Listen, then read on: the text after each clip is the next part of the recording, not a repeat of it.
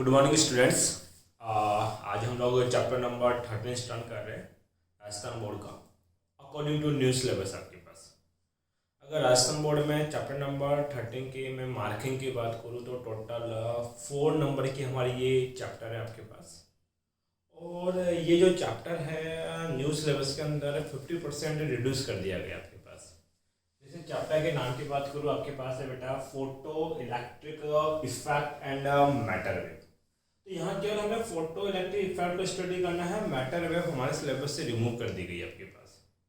साथ ही इस चैप्टर के जो न्यू सिलेबस के अकॉर्डिंग आपके नोट्स हैं वो आपके पास एक अलग से इसका मैं एक शॉर्ट वीडियो बनाऊंगा, जैसे पहले बनाता था कि उसमें आपका नोट्स होगा और उसके वीडियो के नीचे नोट्स की PDF का लिंक गिवन होगा आपके पास। तो वहाँ से जाके आप नोट्स डाउनलोड कर सकते हैं और साथ साथ यहाँ पे भी लिख भी सकते हैं।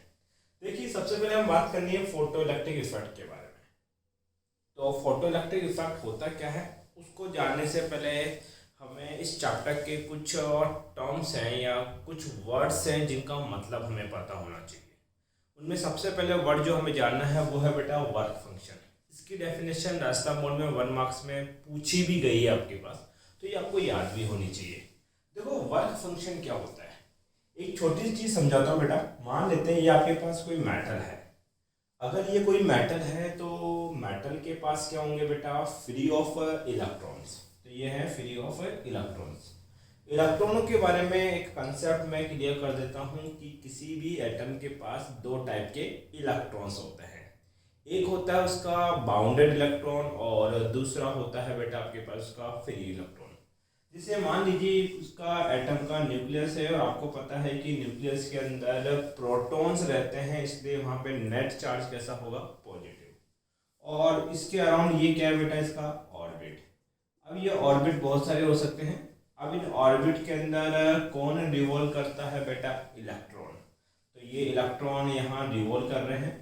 अब इलेक्ट्रॉन्स पे चार्ज कैसा होता है, नेगेटिव। और ये जो इलेक्ट्रॉन है इस न्यूक्लियस के साथ कूलॉम अट्रैक्शन फोर्स से बाउंडेड होते हैं। तो ये इनके बीच का क्या हो गया बेटा, डिस्टेंस। देखिए, जैसे जैसे ऑर्बिट का नंबर बढ़ता जाएगा ये डिस्टेंस भी क्या होता जाएगा, इंक्रीज। आप लोगों ने ये बात पढ़ी है कि जो कूलॉम फोर्स होता है वो होता है K(Q1Q2) बाई क्या, R²। अगर आप 2 चार्जेस के बीच का डिस्टेंस इंक्रीज करते हैं तो उनके बीच का नेचर ऑफ फोर्स क्या होगा, डिक्रीज। और यहाँ किस टाइप का फोर्स है बेटा, अट्रैक्शन का फोर्स है। तो हम बोलेंगे कि जो अट्रैक्शन फोर्स है वो कम होता जाएगा जैसे जैसे आप क्या होते जाएंगे, ऑर्बिट में दूर जाते जाएंगे आपके पास। मान लीजिए मैं इतना दूर चला गया कि ये अट्रैक्शन फोर्स बहुत वीक हो गया। जैसे इस इलेक्ट्रॉन के बारे में बात करूं, अगर इस इलेक्ट्रॉन को मैं बाहर से कहीं से थोड़ी सी एक्स्ट्रा एनर्जी देता हूँ। अब देखिए, अगर आप किसी मेटल को रूम टेम्परेचर पे रखते हैं तो वहाँ पे उसके पास जो टेम्परेचर होता है वो अप्रोक्सीमेट होता है 27 डिग्री सेंटीग्रेड। और अगर केल्विन में मैं कन्वर्ट करूँगा तो 273 ऐड कर दूंगा तो जो नेट टेम्परेचर हो जाएगा वो हो जाएगा टोटल 300 केल्विन। और 300 केल्विन पे यहाँ पे इसके पास कुछ थर्मल एनर्जी होती है हीट के फॉर्म के अंदर, और उसे एक्स्ट्रा थर्मल एनर्जी की वजह से ये इलेक्ट्रॉन बाहर मूव कर जाता है, इस अट्रैक्शन फोर्स से फ्री हो जाता है। अब ये इलेक्ट्रॉन जो मुझे बाहर मिलेगा इसको क्या बोलूँगा बेटा मैं, फ्री ऑफ इलेक्ट्रॉन। अब यहाँ देखिए, तो ये जो इलेक्ट्रॉन यहाँ प्रेजेंट है इसको बोलते हैं बाउंडेड इलेक्ट्रॉन। ये कौन हो गया, फ्री ऑफ इलेक्ट्रॉन। और जो मेटल्स होती है, कंडक्टर जो आपके पास होते हैं, इनके पास इन फ्री ऑफ इलेक्ट्रॉन की क्वांटिटी ज़्यादा होती है।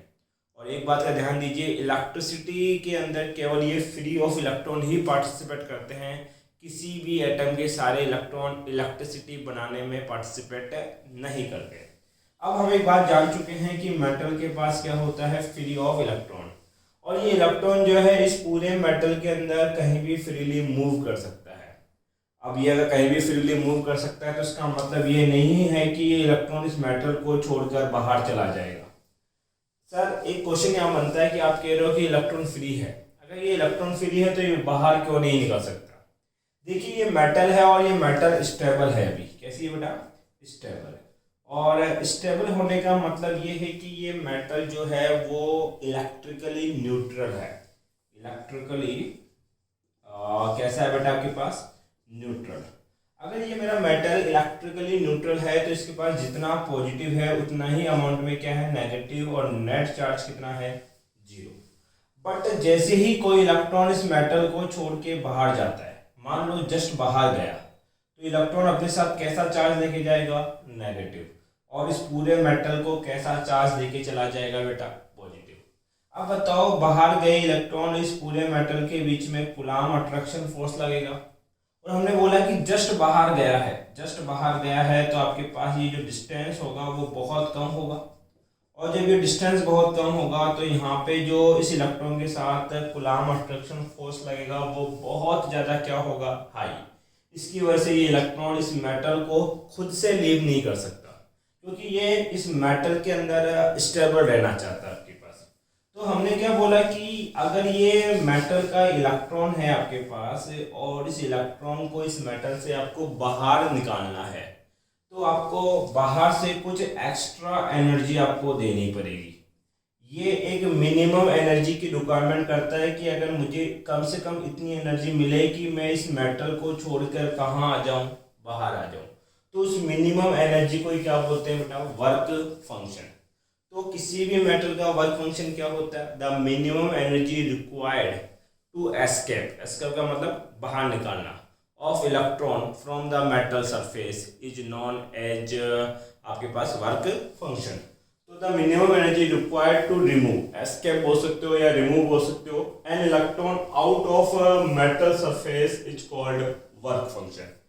अब ध्यान दीजिए, ये जो वर्क फंक्शन है उसके लिए एक फॉर्मूला है। अभी हम इस फॉर्मूले को याद रखें, थोड़ी देर बाद इसको हम लोग प्रूफ कर देंगे। वर्क फंक्शन को फाई नोट से रिमूव किया जाता है या डिनोट करते हैं हम लोग, और वर्क फंक्शन का फॉर्मूला होता है बेटा एच न्यू नॉट। जैसे आपने फोटोन्स की एनर्जी के बारे में बात की होगी कि फोटोन की एनर्जी क्या होती है बेटा? H new not. तो देखिए यहाँ पे आपके पास फाई नोट भी क्या है? वर्क फंक्शन, और वर्क भी क्या है? एक एनर्जी का फॉर्म है। एच यहाँ पे क्या है बेटा? प्लांक कांस्टेंट है। क्या है? Planck constant. और इस प्लांक कांस्टेंट की जो वैल्यू है वो कांस्टेंट होती है 6.63 10⁻34 जूल सेकेंड। देखिए, एक बार तो राजस्थान बोर्ड ने जो है वो इस प्लांक कांस्टेंट का यूनिट ही पूछ लिया था। कैसे पूछा था क्वेश्चन? अगर मैं यहाँ से बात करूँ तो H इक्वल टू बन जाएगा फाई नॉट अपॉन में न्यू नॉट। फाई नॉट क्या है? वर्क फंक्शन, और वर्क फंक्शन क्या है? एक तरीके की एनर्जी। एनर्जी है तो इसका यूनिट क्या होगा बेटा? जूल। यहाँ पे न्यू क्या है बेटा? फ्रीक्वेंसी है, और फ्रीक्वेंसी का यूनिट होता है सेकेंड इनवर्स, और सेकेंड इनवर्स को मैं ऊपर लेके जाऊंगा तो ये हो जाएगा जूल सेकेंड।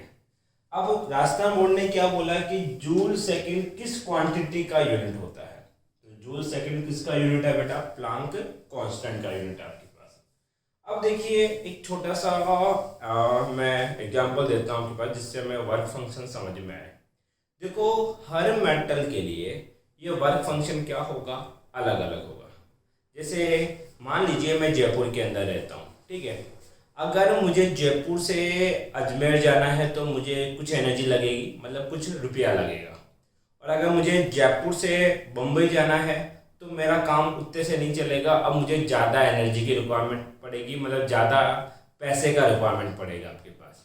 डेट में जब मुझे अलग अलग मेटल चाहिए होंगे आपके पास, तो अलग अलग मेटल के उस इलेक्ट्रॉन को निकालने के लिए मुझे जो एनर्जी लगेगी वो भी क्या लगेगी बेटा? अलग अलग आपके पास।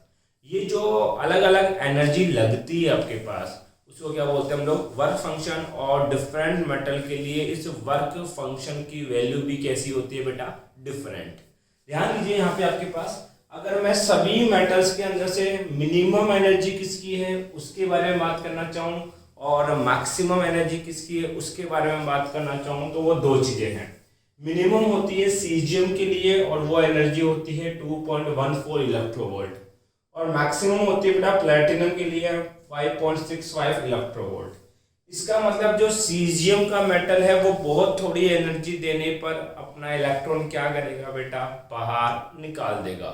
बट जो प्लेटिनम है उसके एक सिंगल इलेक्ट्रॉन को बाहर निकालने के लिए आपको बहुत हाई एनर्जी की क्या होगी बेटा, रिक्वायरमेंट। अब नेक्स्ट हम समझिए कि इलेक्ट्रॉन को मेटल से बाहर निकालने के टोटल 4 प्रोसेस आपके सिलेबस में गिवन है। तो टाइप्स ऑफ इमिशन की बात करूं तो उसमें सबसे पहला है बेटा थर्मोनिक। देखो जैसे ही थर्मल नाम हमारे दिमाग में आता है तो सबसे पहले थर्मल का मतलब इंडिकेट होता है हीट से, मतलब जहाँ हीट होगी वहां पे थर्मल होगा आपके पास। तो यही बात यहाँ बोली, थर्मोनिक इमिशन का मतलब क्या है, ये मेटल है और इस मेटल को मैंने क्या किया, हीट देना स्टार्ट किया। जैसे मैं बाहर से हीट दूंगा तो वो हीट एनर्जी इस मेटल का ये जो फ्री इलेक्ट्रॉन है वो इसको क्या कर लेगा, एब्जॉर्ब। अब जैसे ये एब्जॉर्ब करेगा और ये इलेक्ट्रॉन इस मेटल की सरफेस को छोड़कर कहाँ निकल जाएगा, बाहर। अब देखो ये इलेक्ट्रॉन बाहर किस वजह से आया, हमने जो थर्मल एनर्जी दी उसकी वजह से। तो इस टाइप का जो इमिशन प्रोसेस होगा उसको बोलेंगे थर्मोनिक इमिशन। तो थर्मोनिक इमिशन का मतलब है जब आप किसी मेटल को हीट एनर्जी देते हो और वो हीट एनर्जी कौन एब्जॉर्ब कर लेता है, फ्री ऑफ इलेक्ट्रॉन, और ये इलेक्ट्रॉन कहाँ निकल जाता है बेटा, बाहर। That type of emission is called thermionic emission. Next है फील्ड। अब देखो फील्ड का दिमाग लेते ही कुछ फील्ड दिमाग में आते हैं, electric field, magnetic field, gravitational field आपके पास। अब इलेक्ट्रॉन कैसी क्वांटिटी है, चार्ज क्वांटिटी है, और चार्ज क्वांटिटी पे कौन फोर्स लगा सकता है, इलेक्ट्रिक फील्ड। तो हमने क्या बोला कि मान लीजिए बेटा आपके पास ये एक मेटल है, ये 2 मेटल की प्लेट्स हैं और इन मेटल की प्लेट्स को मैंने एक बैटरी से कनेक्ट कर दिया। जैसे ही बैटरी से आप कनेक्ट करोगे तो ये आपके पास बैटरी का पॉजिटिव टर्मिनल है जो इस मेटल को कौन सा चार्ज दे देगा बेटा, पॉजिटिव। और ये मेटल का क्या है, बैटरी का नेगेटिव टर्मिनल है जो इस मेटल को कौन सा चार्ज डिलीवर करेगा बेटा, नेगेटिव चार्ज आपके पास।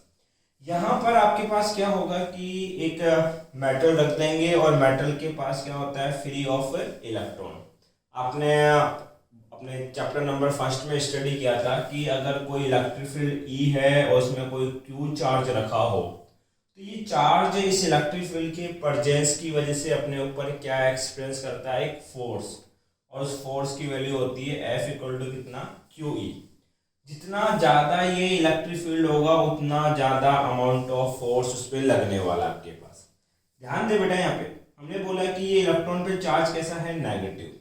अब वही तो ये मेटल के अंदर है, लेकिन जैसे ही हम लोग यहाँ रखेंगे तो यहाँ पे एक फील्ड बन गया।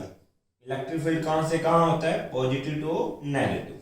ये पॉजिटिव टू नेगेटिव क्या बन गया, एक इलेक्ट्रिक फील्ड। इस इलेक्ट्रिक फील्ड में क्या रखा है, एक इलेक्ट्रॉन। इलेक्ट्रॉन क्या है, एक चार्ज। ऊपर वाला सेम केस हो गया। अब ये इलेक्ट्रॉन नेगेटिव से क्या होगा, डिपेल, और पॉजिटिव से क्या होगा, अट्रैक्ट। मतलब कि इस डायरेक्शन में इस पे क्या लगेगा, एक फोर्स। अगर ये फोर्स बहुत हाई हो तो ये इलेक्ट्रॉन इस मेटल को छोड़ के कहाँ आ जाएगा, outside of the metal, metal से बाहर निकल जाएगा। इस मेटल को बाहर किसकी वजह से निकाला, इस फील्ड की वजह से। तो इस टाइप के प्रोसेस को क्या बोलते हैं बेटा, फील्ड इमिशन। जब किसी इलेक्ट्रॉन को इलेक्ट्रिक फील्ड लगाकर उसको मेटल से बाहर निकाला जाता है तो उस टाइप के इमिशन को क्या बोला जाता है बेटा, आपके पास इलेक्ट्रिक फील्ड इमिशन आपके पास। ध्यान दें यहाँ पे आप लोग कि ये जो इलेक्ट्रिक फील्ड इमिशन है ये तभी पॉसिबल हो सकता है जब इलेक्ट्रिक फील्ड की वैल्यू 10 की पावर 8 वोल्ट पर मीटर से क्या हो, हाई हो, या अप्रोक्सीमेट इसके बराबर हो, क्योंकि इसको बाहर निकालने के लिए बहुत हाई इलेक्ट्रिक फील्ड की आपको रिक्वायरमेंट पड़ने वाली है। नेक्स्ट होता है बेटा, थर्ड है सेकेंडरी इमिशन। अब सेकेंडरी से दिमाग में क्या आता है, सेकेंडरी का मतलब सर कोई दूसरा। अब दूसरा कौन है, बाहर किसको निकाल रहे हो, इलेक्ट्रॉन को। तो इलेक्ट्रॉन जैसा ही कोई दूसरा पार्टिकल आए और उस इलेक्ट्रॉन को कहाँ निकाल दे, बाहर, तो हम उसको क्या बोलते हैं बेटा, सेकेंडरी इमिशन।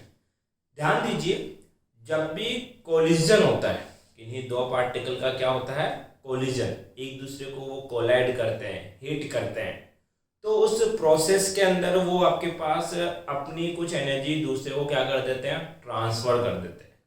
जनरल सा एग्जांपल देता हूँ, कैरम बोर्ड है, कैरम बोर्ड की ये वाइट कोटी पड़ी है और ये स्ट्राइकर है। ये स्ट्राइकर को मैंने हिट किया तो स्ट्राइकर के पास क्या आ गई, काइनेटिक एनर्जी। अभी कैरम बोर्ड किस कंडीशन में था, रेस्ट कंडीशन में। अब स्ट्राइकर जाएगा और इस कोटि को हिट करेगा, तो अब क्या करेगा, इसके अंदर क्या हो गया, कोलिजन। भाई कोटि में और स्ट्राइकर में क्या हुआ, कोलिजन, और ये हिट करेगा और कोटि मूव करना स्टार्ट करेगी और स्ट्राइकर की स्पीड क्या हो जाएगी, स्लो। तो देखो इस कोलिजन के प्रोसेस के अंदर स्ट्राइकर की कुछ काइनेटिक एनर्जी इस कोटि के पास क्या होगी, ट्रांसफर होगी। इसका मतलब जब भी कोई कोलिजन होता है तो कुछ एनर्जी का क्या होता है, ट्रांसफर होता है आपके पास। सेकेंडरी इमिशन का मतलब क्या है कि मान लीजिए ये मेटल है और ये मेटल का फ्री ऑफ क्या है, इलेक्ट्रॉन। यहाँ पे मेरे पास कोई सेकेंडरी इलेक्ट्रॉन है किसी दूसरी जगह का, और ये इलेक्ट्रॉन एक्सिलरेट कर रहा है, क्या कर रहा है, एक्सिलरेट, मतलब कि मोशन कर रहा है।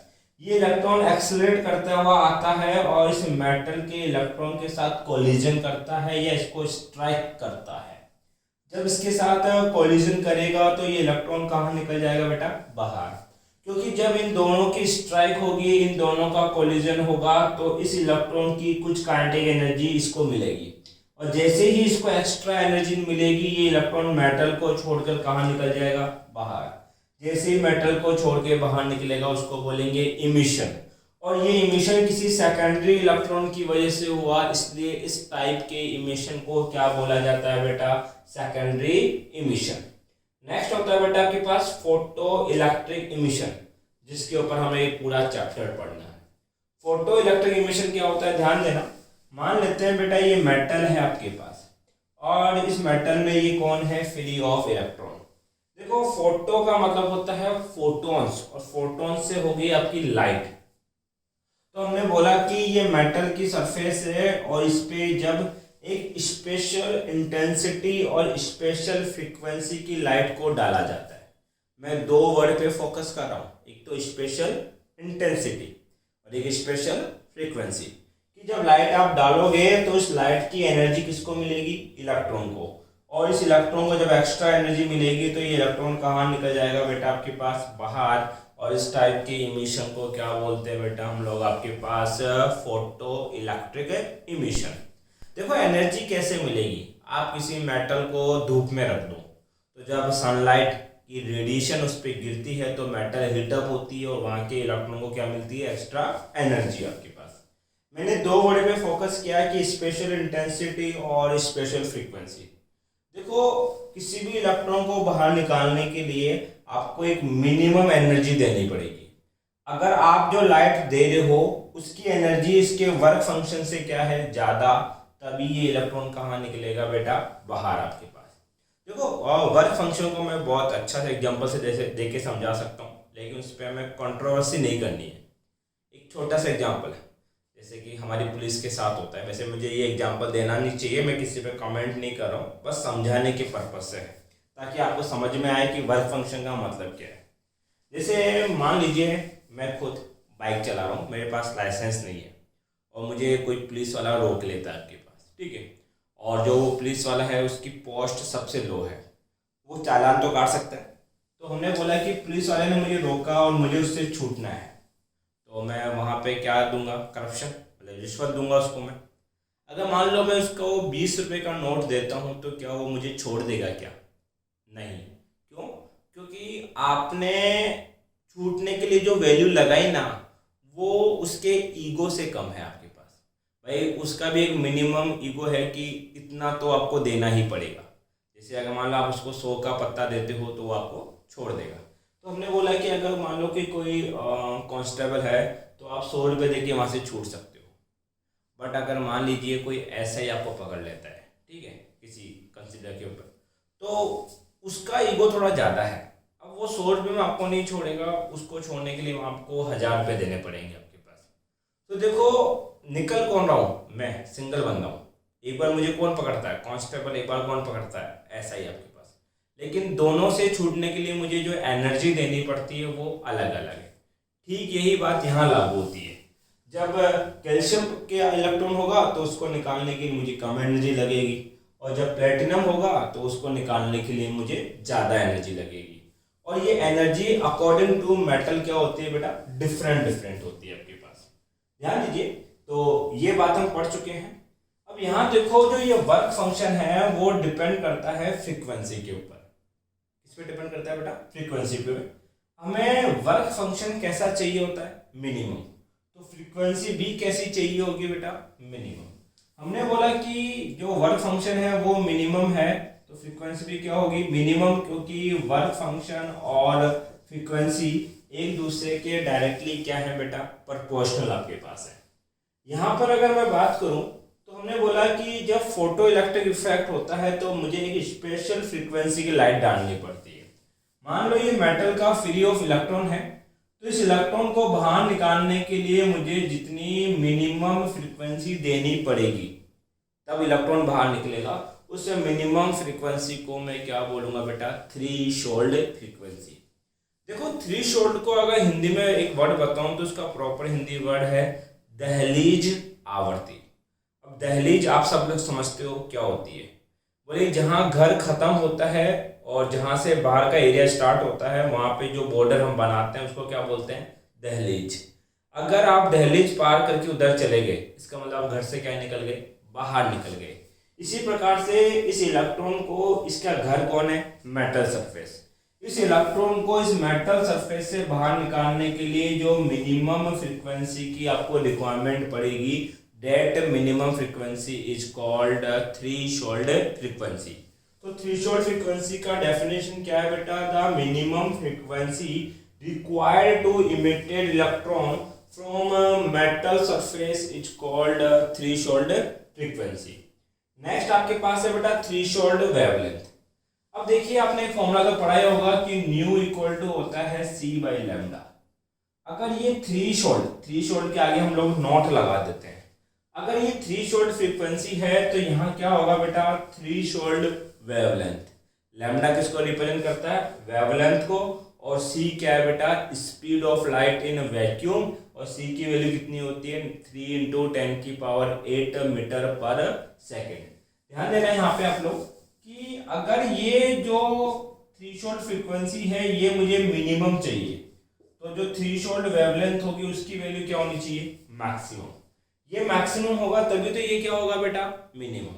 तो हमने बोला कि ये कोई मेटल सरफेस है, इस मेटल सरफेस के इलेक्ट्रॉन को बाहर निकालने के लिए जो मैक्सिमम वेवलेंथ आपको रिक्वायर्ड होगी, that maximum wavelength is called threshold wavelength.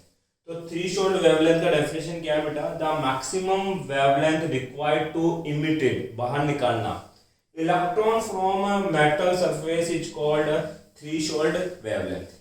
ये तीनों डेफिनेशन हमारे लिए इंपॉर्टेंट है क्योंकि 1 मार्क्स में आपसे डेफिनेशन पूछी जाती है। अब एक और पॉइंट यहाँ याद रखना कि condition of photoelectric effect, condition of photoelectric effect, ठीक है। मान लीजिए जैसे कि मुझे एक कांस्टेबल ने पकड़ा, चिपक तो नहीं गई,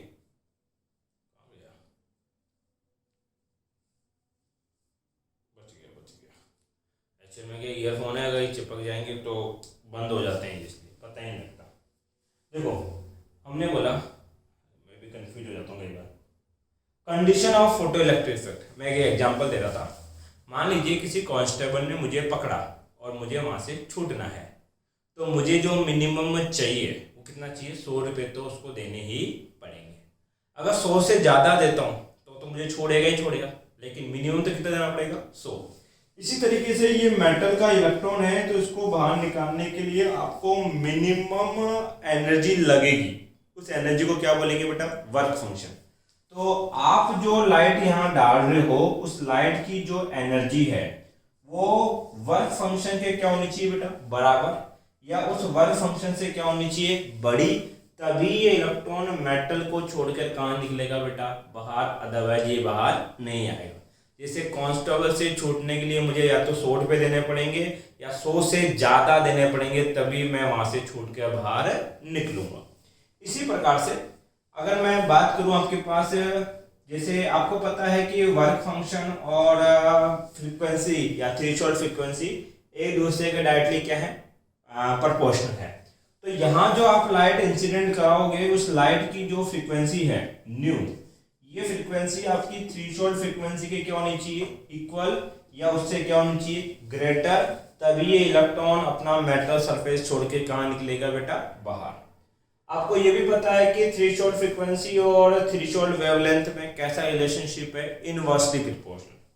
तो आप जो वेवलेंथ दे रहे हो वो थ्रेशोल्ड वेवलेंथ के या तो क्या होनी चाहिए बेटा, इक्वल, या उससे क्या होनी चाहिए, स्मॉल, तभी आपका इलेक्ट्रॉन कहाँ निकलेगा बेटा, बाहर। आपसे ये क्वेश्चन राजस्थान बोर्ड ने एक बार पूछा है कि फोटो इलेक्ट्रिक इफेक्ट की कंडीशंस क्या है। तो कंडीशन क्या होती है, given energy must be equal और greater to work function, given frequency of light equal and greater to threshold wave frequency, and given wavelength equal and less than to threshold wavelength।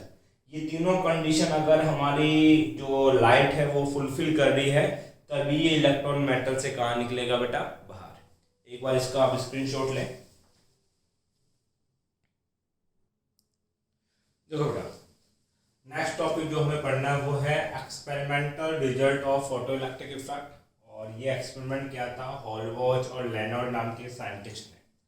ध्यान दो, सबसे important topic है इस chapter का ये, और ये मैं गारंटी देता हूँ अगर ये लेक्चर आपने बड़े ध्यान से देखा ना तो इसके बाद कभी इस टॉपिक को आपको दोबारा पढ़ने की जरूरत नहीं पड़ेगी। एक एक पॉइंट आपको मैं फील करवाने वाला हूँ। हाँ, लेक्चर थोड़ा बड़ा हो सकता है, घंटे 1.5 घंटे का हो सकता है ये, बट समझ में कंप्लीट रहेगा आपके पास। ध्यान दीजिए यहाँ पे, इसके जो नोट्स हैं वो ऑलरेडी आपको पीडीएफ में मिल जाएंगे। तो यहाँ पे केवल जो इम्पोर्टेंट बातें हैं वही मैं लिखने वाला हूँ। आपको कॉपी में कैसे लिखना है वो सब आपको नोट्स से देखना पड़ेगा। देखो, जो फोटो इलेक्ट्रिक इफेक्ट था इसको हॉलवॉच और लेनॉर्ड ने जो किया उसके लिए कुछ सेटअप था उसका। तो सेटअप में क्या क्या था, इन्होंने क्या लिया बेटा, एक क्वार्ट्ज गिलास का वैक्यूम ट्यूब लिया। ये मेरा वैक्यूम ट्यूब है, और इस वैक्यूम ट्यूब के अंदर 2 मेटल के बेटा इलेक्ट्रोड लगाए, मतलब मेटल की 2 क्या लगाई बेटा, प्लेट्स। ये जो प्लेट है ये प्लेट बनाता बेटा फोटो सेंसिटिव मेटल से।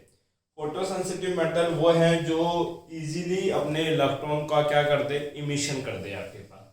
इसका मतलब कि इस मेटल पे जब मैं लाइट इंसिडेंट करूंगा तो ये अपने कुछ इलेक्ट्रॉन कहाँ निकालेगा, बाहर। मान लेते हैं अभी इसने 5 इलेक्ट्रॉन आपके पास बाहर की तरफ निकाले, ऐसा मैं कंसिडर करके चल रहा हूँ। अब ये इलेक्ट्रॉन बाहर निकालेगा तो ये इलेक्ट्रॉन मूव करेंगे और मूव करके यहाँ पहुंचेंगे। तो जो सेकंड इलेक्ट्रोड है उसको क्या बोला गया है, कलेक्टर। इसको और क्या बोलते हैं, एनोड, और इसको क्या बोलते हैं बेटा, कैथोड। अब ये इलेक्ट्रॉन यहाँ से लेके यहाँ पहुंचे तो आपको पता है कि rate of flow of electron या charge is known as electric current. तो हमने बोला कि ये इलेक्ट्रॉन जब यहाँ पहुंचेंगे तो ये कुछ करंट बनाएंगे। इस करंट को क्या नाम देंगे बेटा, फोटो इलेक्ट्रिक करंट। अब ये जो करंट होती है वो बहुत स्मॉल करंट होती है। तो इस स्मॉल करंट को मेजरमेंट करने के लिए इसके सीरीज के अंदर क्या लगा दिया गया बेटा, एक माइक्रो एम्पियर आपके पास, ये माइक्रो एमीटर आपके पास है। अब साथ में हमने इलेक्ट्रोड्स के बीच में कितना पोटेंशियल डिफरेंस है इसको मेजर करने के लिए पैरेलल में क्या लगाया गया, वोल्टमीटर। फिर एक सेकेंडरी सर्किट है आपके पास, ये प्राइमरी हो गया। सेकेंडरी सर्किट में क्या लगाया गया, एक रोटेटरी स्विच। जो रोटेटरी स्विच है वो आपके पास एक टाइप का मैकेनिज्म है जो आपके फैन के रेगुलेटर होता है ना बेटा, उस टाइप से आपके पास वर्क करता है। मतलब क्लॉकवाइज भी मूव करता है और एंटी क्लॉकवाइज भी मूव करता है। अभी आगे समझेंगे कि रोटेटरी स्विच हमारे एक्सपेरिमेंट में कैसे काम करने वाला है। साथ ही हमने क्या लगा रखी है, बैटरी एक की, और इस बैटरी की करंट को कंट्रोल करने के लिए एक रियोस्टेट। ये तो था बेटा एक्सपेरिमेंट का सेटअप। अब देखिए, इस एक्सपेरिमेंट को एक्सप्लेन करने के लिए कुछ बेसिक नॉलेज आपके पास होना चाहिए, और ये जो नॉलेज मैं आपको पहले बता रहा हूँ ना, ये बात आगे जाके मैं प्रूफ करूँगा आपके लिए। तो सबसे पहले हम बोलेंगे कि जो इंटेंसिटी होती है, जिसे हम बोलते हैं ना कि कभी बोलते हैं लाइट की इंटेंसिटी ज़्यादा है, कभी बोलते हैं लाइट की इंटेंसिटी कम है। एक जनरल सा एग्जांपल मैं आपको देता हूँ। मान लीजिए 5 वॉट का बल्ब आपने यहाँ लगा रखा है और एक 100 वॉट का बल्ब लगा रखा है, तो बताओ किस वॉट के बल्ब की इंटेंसिटी आपको ज़्यादा फील होगी। तो आप बोलोगे 100 वाट वाले बल्ब की इंटेंसिटी क्या है, ज़्यादा। अब देखिए, ये जब एक्सपेरिमेंट किया गया तो इस फोटो सेंसिटिव मेटल के ऊपर अलग अलग इंटेंसिटी की लाइट डाल के देखी गई। अब अलग अलग इंटेंसिटी बनाने के लिए उनको कुछ सेटअप करना पड़ेगा, इसलिए वो यहाँ पे एक बल्ब लगाते थे और उसका वॉट चेंज करते रहे। मतलब कभी 5 वॉट का बल्ब लगाया, कभी 100 वॉट का बल्ब लगाया आपके पास। इस तरीके से यहाँ की इंटेंसिटी क्या करते हैं, चेंज। तो इस एक्सपेरिमेंट में जब भी मुझे इंटेंसिटी को चेंज करना होगा तो आपके पास मैं क्या चेंज करूँगा बेटा, वोट, मतलब कि बल्ब की रेटिंग चेंज कर दूंगा। कभी मैं 5 वोट का बल्ब लगाऊंगा, कभी मैं 10 वोट का बल्ब लगाऊंगा। ध्यान दीजिए कि जितनी ज़्यादा इंटेंसिटी की लाइट आप डालते हो उतने ज़्यादा इलेक्ट्रॉन मेटल से कहाँ निकलते हैं बेटा, बाहर। इसका मतलब मैंने बोला कि अगर ये मेटल है और इस पर अगर मैंने 5 वोट के बल्ब की लाइट डाली तो मैं ऐसा मान सकता हूँ कि यहाँ से 5 इलेक्ट्रॉन बाहर आएंगे।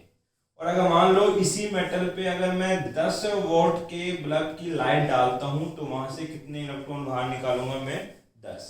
इसका मतलब अभी मैं एक जुगाड़ याद रख रहा हूँ, क्योंकि ये आगे जाके प्रूफ होना है वैसे भी, कि जितनी ज्यादा इंटेंसिटी की लाइट डालोगे उतने ज्यादा इलेक्ट्रॉन क्या होंगे, इमिट होंगे। अब देखो हमने चैप्टर नंबर 5 इलेक्ट्रिक करंट के अंदर हमने क्या पढ़ा आपके पास, कि जो करंट होता है और ड्रिफ्ट वेलोसिटी होती है उसमें ये रिलेशनशिप होता है। I इक्वल टू कितना, NeAVD। I यहाँ पे करंट है। यहाँ देखो N क्या होता है बेटा, फ्री ऑफ इलेक्ट्रॉन, जो इमिट होते हैं मैं उनकी बात कर रहा हूँ। तो जितने ज्यादा इलेक्ट्रॉन इमिट होंगे उतनी ज्यादा क्या बनेगी बेटा, आपके पास करंट बनेगी। पहली बात, पहला कंसेप्ट ये याद रखेंगे। दूसरा है फ्रीक्वेंसी। फ्रीक्वेंसी का मतलब है डिफरेंट कलर की लाइट का होना। जैसे कि रेड कलर की जो लाइट होगी उसकी फ्रीक्वेंसी सबसे कम होगी, फिर येलो कलर की लाइट अगर डालोगे तो इसकी फ्रीक्वेंसी थोड़ी ज़्यादा होगी, अगर वॉयलेट कलर की लाइट डालोगे तो इसकी फ्रीक्वेंसी सबसे हाई होगी। तो आपके पास एक फॉर्मेट होता है विबग्योर, यहाँ लास्ट वाले एलिमेंट की फ्रीक्वेंसी सबसे कम है और इस फर्स्ट वाले की फ्रीक्वेंसी सबसे ज़्यादा है। अगर इस एक्सपेरिमेंट में यहाँ जो लाइट मैं इंसिडेंट करने वाला हूँ उसकी फ्रीक्वेंसी अगर मुझे चेंज करनी पड़े तो मैं यहाँ पे जो कलर्स ऑफ लाइट है वो चेंज करूंगा आपके पास। उसके बाद में अभी ये याद रखेंगे कि जो फ्रीक्वेंसी है वो क्या डिसाइड करती है बेटा, kinetic energy of emitted electron. एक छोटा सा कंसेप्ट देता हूँ कि ये मेटल है और मेटल में क्या है, फ्री ऑफ इलेक्ट्रॉन। मान लीजिए 3 इलेक्ट्रॉन है तो ये कोई कंपल्सरी नहीं है कि तीनों इलेक्ट्रॉन यहाँ सरफेस के पास ही मिलेंगे। ये तीनों इलेक्ट्रॉन सरफेस से दूर दूर भी हो सकते हैं, एक यहाँ हो सकता है, एक यहाँ हो सकता है, एक यहाँ हो सकता है। अब देखो मैंने क्या बोला कि ये जो इलेक्ट्रॉन है ये सरफेस के बहुत ज़्यादा क्लोज है, इसलिए इसको बाहर निकालने में एनर्जी कम लगती है। मतलब कि इस इलेक्ट्रॉन का वर्क फंक्शन क्या होगा, कम होगा आपके पास। मान लीजिए इसको बाहर आने में जो एनर्जी लगी वो कितनी लगी, 10 जूल। ये इलेक्ट्रॉन इस सरफेस से दूर है इसलिए इसको बाहर निकालने में ज़्यादा एनर्जी लगती है और इसको लगा कितना बेटा, 20 जूल। और ये वाला जो इलेक्ट्रॉन है इसको बाहर निकालने में और ज़्यादा एनर्जी लगती है और इसको लगती है बेटा कितनी, 30 जूल। ध्यान दीजिए, मान लेते हैं ऊपर से मैं कोई लाइट डाल रहा हूँ और वो लाइट है 50 जूल की। 50 जूल की लाइट मैंने इस इलेक्ट्रॉन को दी तो इस इलेक्ट्रॉन ने 10 जूल लाइट तो स्पेंड कर दी, खर्च कर दी बाहर आने में। उसके बाद भी इसके पास कितनी एनर्जी बच जाएगी, वो होगी बेटा 40 जूल। अब उस 40 जूल एनर्जी की वजह से ये इलेक्ट्रॉन क्या करता है, मूव करता है आपके पास।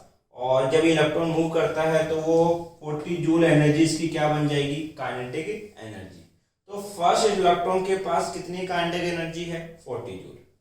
सेकंड वाले को भी 50 जूल मिलेगी, लेकिन ये 20 जूल स्पेंड कर देगा बाहर आने में। तो सेकंड वाले के पास कितनी काइनेटिक एनर्जी होगी बेटा, आपके पास 30 जूल। और ये थर्ड वाला इलेक्ट्रॉन है ये 50 जूल एब्जॉर्ब करेगा, 30 जूल स्पेंड कर देगा बाहर आने में। इसके पास कितनी एनर्जी रिमेन्स होगी बेटा, 20 जूल। इसका मतलब कि मेटल से जो इलेक्ट्रॉन बाहर निकलते हैं उन सबकी काइनेटिक एनर्जी सेम नहीं होती, अलग अलग होती है आपके पास। इसको जनरली आप इस तरीके से भी समझ सकते हैं, जैसे आपने अपने स्टेट के अंदर मैराथन तो देखी होगी। मान लीजिए हमारे यहाँ जयपुर के अंदर मैराथन होती है 21 किलोमीटर की आपके पास। अब उस मैराथन में भाग लेने के लिए हजारों लोग पहुँचते हैं आपके पास, लेकिन उन हजारों लोगों में से कुछ 100-150 लोग ही होते हैं जो वो 21 किलोमीटर का सर्किट पूरा करते हैं। इसका मतलब कि कुछ ही बंदों के पास इतना स्टेमिना या इतनी एनर्जी होती है कि वो पूरा एक सर्किट कर सके आपके पास। ठीक यही कंसेप्ट यहाँ भी लागू होता है। अगर यहाँ आप लाइट डालोगे, मान लीजिए मैंने 5 वोल्ट का बल्ब काम में लिया और रेड कलर के बल्ब की मैं बात कर रहा हूँ, मतलब कि मैंने एक फिक्स फ्रीक्वेंसी की लाइट डाली और फिक्स इंटेंसिटी की लाइट को इंसिडेंट किया, तो 5 वोल्ट के बल्ब की वजह से 5 इलेक्ट्रॉन बाहर निकले आपके पास। मान लीजिए ये इलेक्ट्रॉन 1 जूल का है, ये 2 जूल का, ये 3 जूल का, ये 4 जूल का और ये 5 जूल का। क्योंकि आपको पता है कि अगर 5 इलेक्ट्रॉन बाहर निकलेंगे तो पांचों इलेक्ट्रॉन की काइनेटिक एनर्जी क्या होगी, डिफरेंट। ये डेटा केवल मैं समझाने के लिए एज्यूम कर रहा हूं ताकि आपको चीजें फील हो। ऐसा रियलिटी में नहीं हुआ होगा, कुछ अलग हुआ होगा, लेकिन रिजल्ट कुछ ऐसे ही मिलेंगे जो मैं बताना चाहता हूँ। तो हमने बोला कि इस मेटल पे जब 5 वोल्ट का और रेड कलर के बल्ब की लाइट इंसिडेंट करवाई गई तो यहाँ से इसने 5 इलेक्ट्रॉनों का इमिशन किया, जिनकी सबकी काइनेटिक एनर्जी क्या है, अलग अलग। मैं क्राइटेरिया मान के चल लेता हूँ कि जिस इलेक्ट्रॉन की काइनेटिक एनर्जी 4 जूल या 4 जूल से अबाव होगी वो ही कहाँ पहुंच सकता है, एनोड के ऊपर। वही बात होगी कि मैराथन में सारे जने थोड़ी सर्किट पूरा कर रहे थे, कुछ ही पूरा कर पा रहे थे। 5 इलेक्ट्रॉन निकले जरूर है, लेकिन पांचों के पास इतनी सफिशिएंट एनर्जी नहीं है कि वो कहाँ पहुंच सके बेटा, एनोड के ऊपर। तो एनोड पे केवल कितने इलेक्ट्रॉन पहुंच पा रहे हैं मेरे डेटा के अकॉर्डिंग, 2 इलेक्ट्रॉन। तो यहाँ जो करंट बनेगी केवल इन्हीं 2 इलेक्ट्रॉन की वजह से बनेगी। अब देखिए ये जो एक्सपेरिमेंट था आपके पास, इस एक्सपेरिमेंट के आपके कुछ रिजल्ट थे, वो रिजल्ट हमें स्टडी करने हैं आपके पास। वो ग्राफिकल रिजल्ट क्या थे उस पर ध्यान देना आपके पास। तो जो एक्सपेरिमेंट का फर्स्ट ऑब्जर्वेशन था वो ऑब्जर्वेशन किया गया किसके बीच में बेटा, effect of intensity of light on a photo electric आपके पास। तो इंटेंसिटी और जो फोटो इलेक्ट्रिक करंट है आपके पास, फोटो इलेक्ट्रिक क्या करंट, इसके बीच में क्या इफेक्ट आता है, क्या रिलेशनशिप रहता है, इसको हमें स्टडी करना है। ध्यान दीजिए जब मैं इंटेंसिटी और फोटो इलेक्ट्रिक करंट को स्टडी कर रहा हूं तो मैं ऑब्जर्वेशन के अंदर ये मान के चल रहा हूं कि मेरी जो फ्रीक्वेंसी है वो कांस्टेंट है। फ्रीक्वेंसी क्या है, कांस्टेंट, इस पर्टिकुलर ऑब्जर्वेशन के लिए आपके पास। अब आपको पता है कि फ्रीक्वेंसी कौन डिसाइड करता है, कलर। इसका मतलब मैं क्या चेंज नहीं कर सकता, कभी भी कलर चेंज नहीं कर सकता आपके पास। लेकिन मुझे इफेक्ट किसका देखना है, intensity of photo electric current का। तो मैं क्या करता हूँ, ग्राफ ड्रॉ करता हूँ। यहाँ मैंने रिप्रेजेंट किया फोटो इलेक्ट्रिक करंट को, फोटो इलेक्ट्रिक करंट को, और यहाँ रिप्रेजेंट किया मैंने क्या बेटा, इंटेंसिटी को आपके पास। ठीक है, यहाँ अगर मैं बात करूं आपके पास कि जो इंटेंसिटी है, मान लो जो इंटेंसिटी है वो किससे डिसाइड होती है बेटा, वोल्ट से। आपके पास 5 वोल्ट का बल्ब लगाया मैंने, मतलब 5 वोल्ट की मैंने इंटेंसिटी दी, जिसकी वजह से जो इमिटेड इलेक्ट्रॉन है, कौन है, इमिटेड इलेक्ट्रॉन, वो कितने हैं, 5। देखो 5 वोल्ट की वजह से कितने इलेक्ट्रॉन बाहर निकले, 5। बट जो एनोड पे इलेक्ट्रॉन पहुंच रहे हैं वो कितने हैं, 2। और जो इलेक्ट्रॉन इस एनोड पे पहुंचता है वो ही फोटो इलेक्ट्रिक करंट बना सकता है आपके पास, क्योंकि जितने इलेक्ट्रॉन एनोड पे पहुंचेंगे वही पार्टिसिपेट करेंगे करंट के अंदर आपके पास। तो जब 2 इलेक्ट्रॉन पहुंचते हैं तो मैं ऐसा मान के चलता हूं कि जो करंट बन रही है वो भी कितनी बन रही है बेटा, 2 एम्पियर की। डेटा को ऑब्जर्व करना, मुझे क्या चेंज करने की परमिशन नहीं है, फ्रीक्वेंसी। ठीक है, ये पहला ऑब्जर्वेशन था। अगले ऑब्जर्वेशन के लिए क्या किया उन लोगों ने, इस 5 वोल्ट की जगह 10 वोल्ट का बल्ब लगा दिया, लेकिन कलर अभी भी क्या रखा, रेड। अगर कलर फिक्स है तो फ्रीक्वेंसी भी क्या हो जाएगी, फिक्स, दैट इज कांस्टेंट आपके पास। अब जब रेड कलर का बल्ब लगाएंगे और लेकिन 10 वोल्ट का होगा, तो जितनी ज्यादा इंटेंसिटी डालोगे उतने ज्यादा नंबर ऑफ इलेक्ट्रॉन कहाँ निकलेंगे बेटा, बाहर। मतलब कि नंबर ऑफ इमिटेड इलेक्ट्रॉन जो होते हैं वो इंटेंसिटी पे डिपेंड करते हैं। अब होगा क्या, जब 10 वोल्ट का बल्ब डालोगे तो 10 इलेक्ट्रॉन बाहर आएंगे, लेकिन उनकी काइनेटिक एनर्जी सेम रहेगी। अब ऐसे बाहर निकलेंगे कि 1 जूल के 2, 2 जूल के 2, 3 जूल के 2, 4 जूल के 2 और 5 जूल के भी कितने बेटा, 2। तो देखिए इस तरीके से आपके पास काइनेटिक एनर्जी कांस्टेंट रही और साथ ही 10 इलेक्ट्रॉन बाहर निकल गए। तो हमने बोला कि जब 10 वोल्ट का बल्ब लगाते हैं तो 10 इलेक्ट्रॉन बाहर निकलते हैं। तो बताओ एनोड पे पहुंचने वाले इलेक्ट्रॉन कितने हैं। तो हमने बोला था कि जिसकी एनर्जी 4 जूल या 4 जूल से ज्यादा होगी। तो यहाँ 4 जूल के 2 हैं और 5 जूल के 2 हैं। तो एनोड पे टोटल कितने इलेक्ट्रॉन पहुंचेंगे बेटा, 4। तो एनोड पे 4 पहुंचे तो करंट भी कितनी बनेगी, 4 एम्पियर। उसके बाद क्या किया बेटा, मैंने 15 वोल्ट का बल्ब लिया, लेकिन रेड कलर का ही है क्योंकि मैं फ्रीक्वेंसी कांस्टेंट रख रहा हूँ। अब इसकी वजह से कितने इलेक्ट्रॉन बाहर आएंगे, 15 इलेक्ट्रॉन। कैसे बाहर आएंगे, 1 जूल के 3, 2 जूल के 3, 3 जूल के 3 इलेक्ट्रॉन, 4 जूल के 3 इलेक्ट्रॉन और 5 जूल के 3 इलेक्ट्रॉन। जब 15 वोल्ट की इंटेंसिटी करोगे तो 15 इलेक्ट्रॉन इमिटेड होते हैं, बट एनोड पे कितने पहुंच पाते हैं, 6। और करंट भी कितनी बनेगी, 6 एम्पियर। अब देखो इतना डेटा सफिशिएंट है रिजल्ट बताने के लिए। आपको रिजल्ट देना है इंटेंसिटी और करंट के बारे में। देखो आप इंटेंसिटी को क्या करते गए, बढ़ाते गए, तो क्या पता लगा कि जो करंट है वो भी क्या होता गया है, बढ़ता गया है।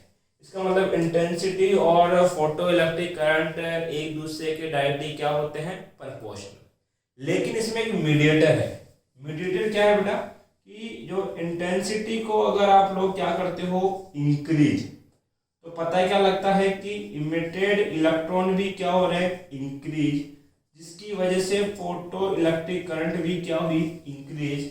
और फाइनल रिजल्ट ये मिला कि इंटेंसिटी और फोटो इलेक्ट्रिक करंट एक दूसरे के डायरेक्टली क्या होते हैं, प्रोपोर्शनल। तो हमने लिखा photo electric current proportional to intensity of light.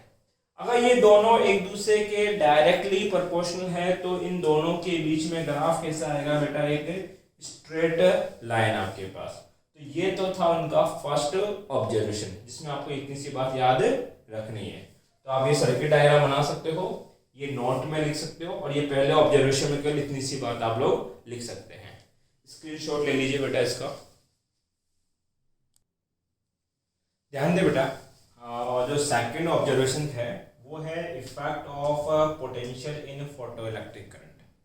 जो बैटरी हम लोग यहाँ अप्लाई करने वाला है, इसका पोटेंशियल हमारी फोटो इलेक्ट्रिक करंट को किस तरीके से इफेक्ट करता है वो हम स्टडी करेंगे। और इसके बाद 3 ग्राफ बनेंगे, वो तीनों ग्राफ इसी के रिजल्ट के ऊपर डिफाइन होंगे।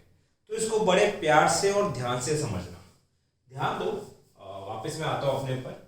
5 वोल्ट का रेड कलर का बल्ब है, जिसकी वजह से कितने इलेक्ट्रॉन बाहर निकल रहे हैं बेटा, 5 इलेक्ट्रॉन बाहर निकल रहे हैं आपके पास। देखो सबसे पहले मैंने बोला कि ये जो ऑब्जर्वेशन किया गया है, इस ऑब्जर्वेशन में 2 कंडीशन लगाई गई है कि जो लाइट की फ्रीक्वेंसी है उसको क्या रखा गया है, कांस्टेंट, और जो लाइट की आपके पास इंटेंसिटी बोले, इंटेंसिटी आपके पास उसको भी क्या रखा गया है बेटा, कांस्टेंट। ना तो मैं फ्रीक्वेंसी चेंज कर सकता हूँ, ना ही इंटेंसिटी चेंज कर सकता हूँ। केवल मेरे पास एक ऑप्शन है कि मैं पोटेंशियल के अंदर वेरिएशन ला सकता हूँ। और फिर मैं इस बात को ऑब्जर्व करना चाहता हूँ कि जब मैं पोटेंशियल को चेंज करता हूँ तो मेरा फोटो इलेक्ट्रिक करंट किस तरीके से इफेक्टेड होता है, वो हमें स्टडी करना है। ध्यान दीजिए बेटा, यहाँ पे आपके पास सबसे पहले अगर मैं बात करूँ कि मैंने 5 वोल्ट का रेड कलर का बल्ब लिया तो कितने इलेक्ट्रॉन बाहर निकले, 5 इलेक्ट्रॉन। और उन 5 इलेक्ट्रॉन की काइनेटिक एनर्जी क्या थी, अलग अलग।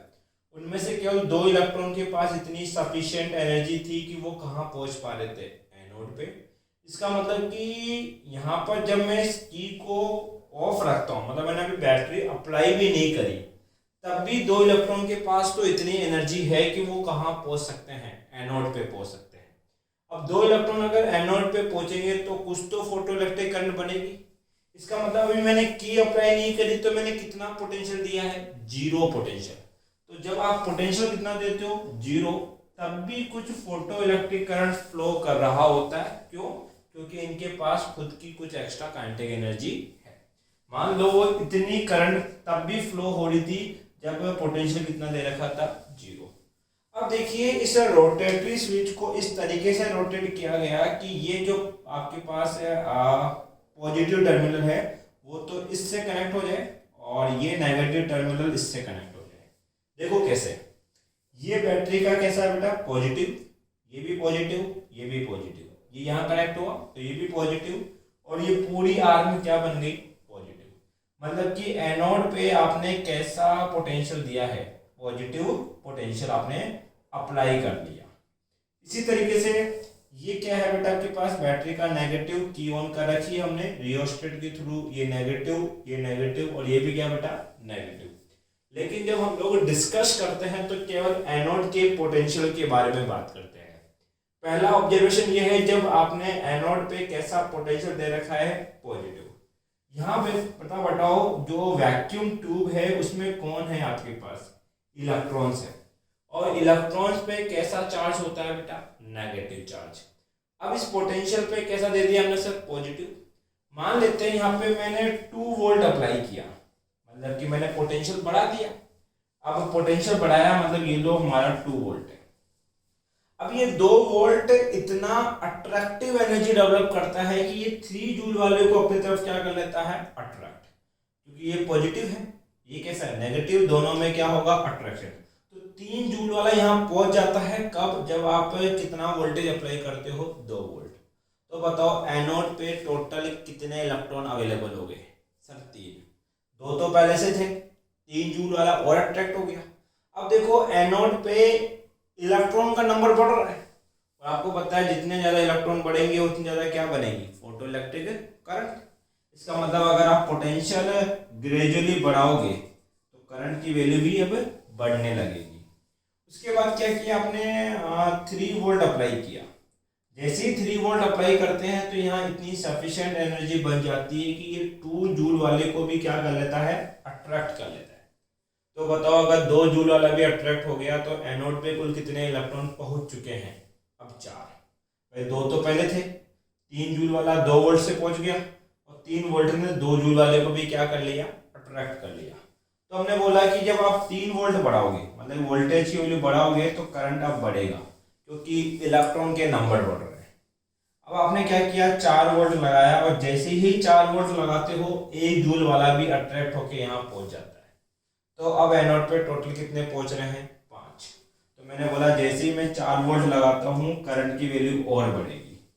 अब ध्यान देना, मेरी इच्छा बढ़ती गई, मुझे एक चीज समझ में आने लगी कि जैसे जैसे मैं वोल्टेज बढ़ाता जा रहा हूँ यहाँ करंट की रीडिंग बढ़ती जा रही है। फिर मैंने सोचा कि अब और बढ़ा के देखता हूँ। अब मैंने क्या किया, 5 वोल्ट बढ़ाया। यहाँ पे टोटल कितने इलेक्ट्रॉन अवेलेबल थे बेटा, 5 इलेक्ट्रॉन। वो पांचों के पांचों तो एनोड पे पहुंच चुके हैं आपके पास। अब अगर मैं वोल्टेज बढ़ाऊं तो क्या कोई इलेक्ट्रॉन एनोड पे पहुंच सकता है, क्या नहीं, क्योंकि कोई इलेक्ट्रॉन अवेलेबल ही नहीं है अट्रैक्ट होने के लिए आपके पास। इसका मतलब अगर मैं वोल्टेज और बढ़ाता हूं तो अब करंट की वैल्यू में इंक्रीमेंट नहीं होगा, बट वोल्टेज तो बढ़ा दिया। देखो वोल्टेज बढ़ा मतलब इधर, तो ये वोल्टेज तो बढ़ा लेकिन करंट देखो ऊपर नहीं गई, करंट का ग्राफ ऊपर नहीं चल रहा, इसका मतलब करंट की वैल्यू नहीं बढ़ रही है। तो वोल्टेज आपने बढ़ाया लेकिन करंट की वैल्यू कांस्टेंट हो गई। जब आपके पास वोल्टेज बढ़ाने पे करंट कांस्टेंट हो जाता है तो यहाँ जो हमें ये मैक्सिमम अमाउंट ऑफ करंट मिलेगा, इस करंट को क्या नाम देते हैं बेटा, सैचुरेशन करंट। क्या नाम देते हैं, सैचुरेशन करंट। तो ग्राफ का ऑब्जर्वेशन क्या है, इनिशियली आप जो पोटेंशियल है उसको इंक्रीज करते हो, ग्रेजुअली बढ़ाते हो। जब पोटेंशियल ग्रेजुअली इंक्रीज होता है तो उसको बोलते हैं एक्सेलरेटिंग पोटेंशियल। जब initially accelerating potential gradually increase करते हो तो देखते हो कि फोटो इलेक्ट्रिक करंट भी क्या हो रहा है, इंक्रीज हो रहा है। लेकिन फिर आपको एक ऐसी स्टेज मिलेगी जिसके बाद आप पोटेंशियल कितना भी बढ़ा दो लेकिन करंट कांस्टेंट हो जाएगी, करंट की वैल्यू फिक्स हो जाएगी। यहाँ जो ये मैक्सिमम करंट फ्लो होता है उसी को क्या नाम देते हैं बेटा, सैचुरेशन करंट।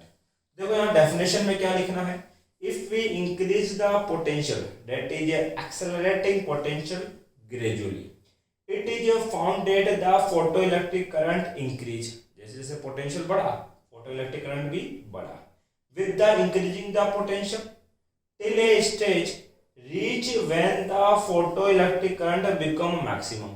ऐसा तब तक होगा जब तक फोटो इलेक्ट्रिक करंट क्या नहीं हो जाता, maximum, and does not increase further with increase in accelerating potential. एक बार करंट की वैल्यू मैक्सिमम हो गई तो उसके बाद आप पोटेंशियल कितना भी बढ़ाओ अब करंट इंक्रीज नहीं होता। then this maximum value of photoelectric current is known as a saturation current। तो ये जो मैक्सिमम करंट आपको ऑब्टेन होता है उसी को क्या कहते हैं बेटा, सैचुरेशन करंट। अब देखो दूसरा इसी के अंदर जो पॉइंट है जो है स्टॉपिंग पोटेंशियल या कट ऑफ पोटेंशियल। आपके पास हमने क्या किया, अभी तो एनोड पे कैसा पोटेंशियल दिया था, पॉजिटिव। ये जो रोटेटरी स्विच है इसको अभी हमने कैसे मूव कराया था बेटा, एंटी क्लॉकवाइज। अब इसको मैं ऐसे क्लॉकवाइज मूव कराता हूँ। चलो जैसे इसको क्लॉकवाइज मूव कराता हूँ तो ये टर्मिनल इससे कनेक्ट कर लिया और ये इससे कनेक्ट कर लिया। अब देखो ये क्या है, बैटरी का नेगेटिव, ये भी नेगेटिव और ये भी नेगेटिव और ये भी नेगेटिव। तो बताओ इस बार जो आपका एनोड है वहां पे कैसा पोटेंशियल आप अप्लाई कर रहे हो, नेगेटिव पोटेंशियल अप्लाई कर रहे हो। इसलिए इसको क्या बोला जाता है, रोटेटरी स्विच। इस स्विच को रोटेट करके आप एनोड पे जो पोटेंशियल डेवलप कर रहे हो उसकी पोलैरिटी को आप चेंज कर सकते हो अपनी रिक्वायरमेंट के अकॉर्डिंग। देखो मैं वापस अपने ग्राफ की इनिशियल स्टेज पे आ जाता हूँ। मान लीजिए मैंने ये पोटेंशियल अप्लाई नहीं किया तो पोटेंशियल कितना, जीरो। जब पोटेंशियल जीरो होगा तो हम बोलेंगे कि यहाँ कितने इलेक्ट्रॉन पहुंच सकते हैं, केवल दो।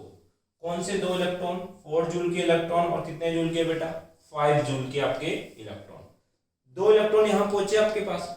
उसके बाद अगर मैं बात करूं आपके लिए कि दो इलेक्ट्रॉन की वजह से इतनी करंट है।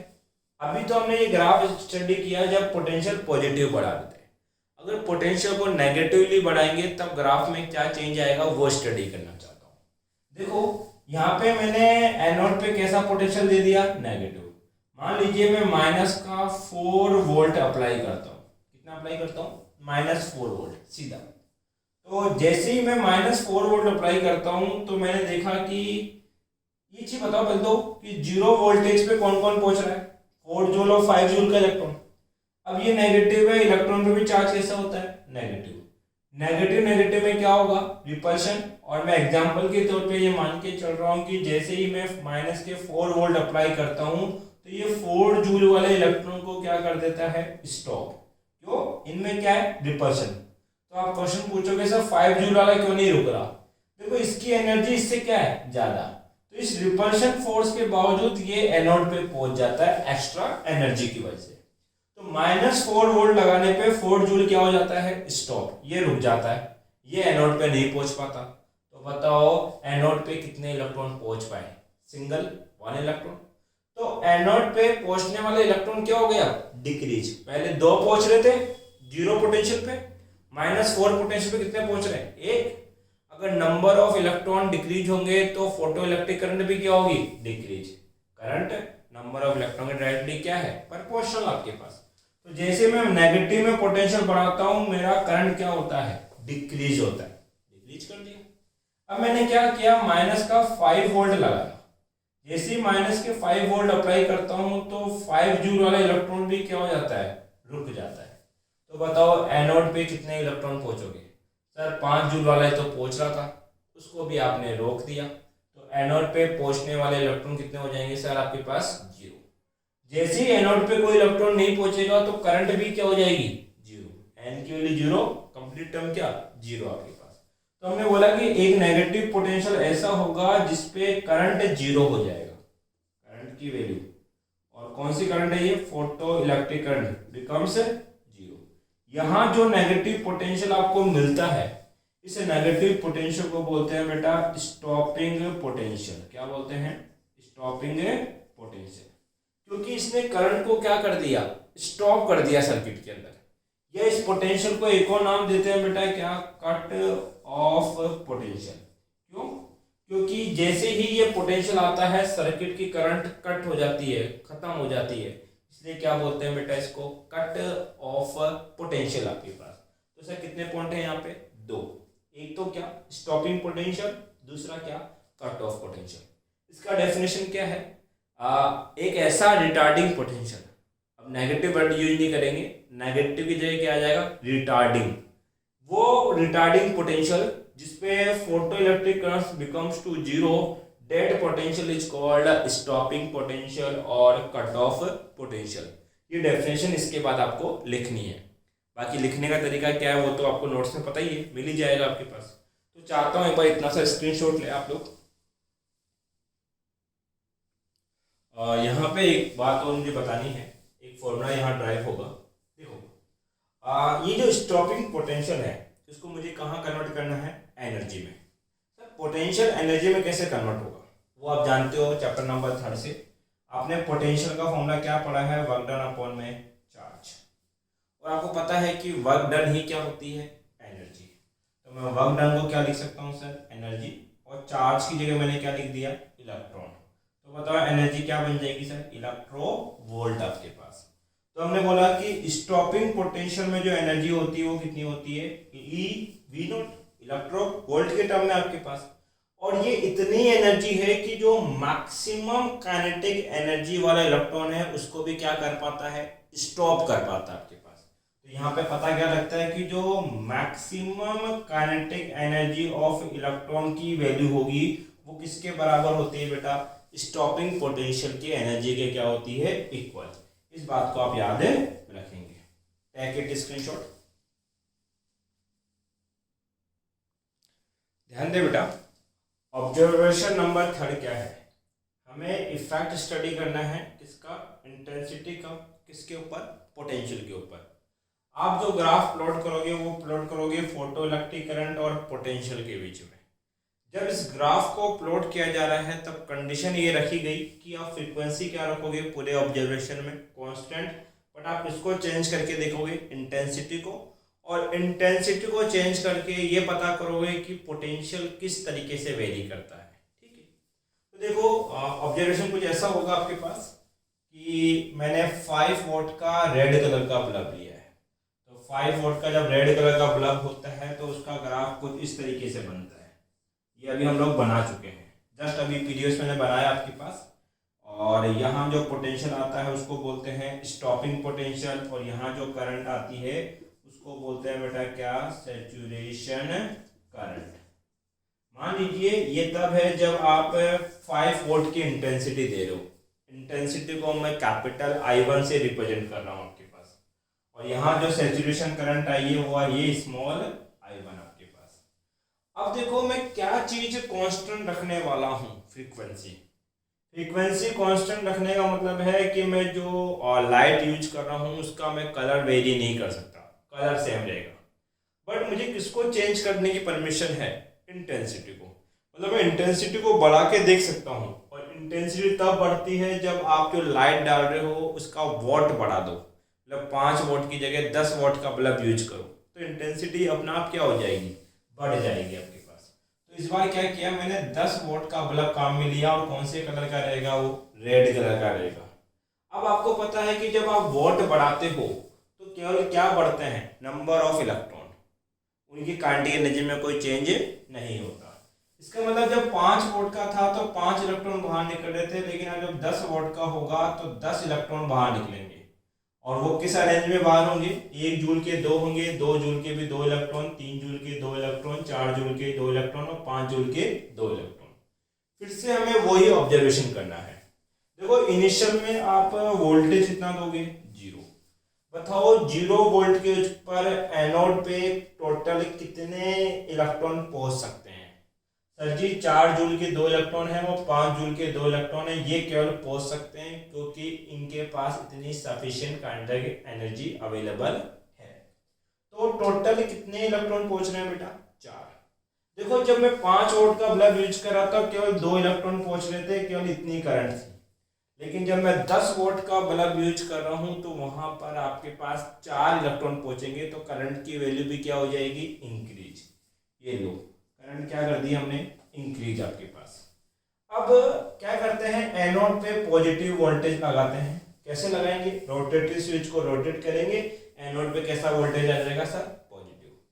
मान लीजिए मैं प्लस का 2 वोल्ट लगाता हूं, तो ये 2 वोल्ट जो है 3 जूल वाले को अपनी तरफ क्या कर लेता है, अट्रैक्ट।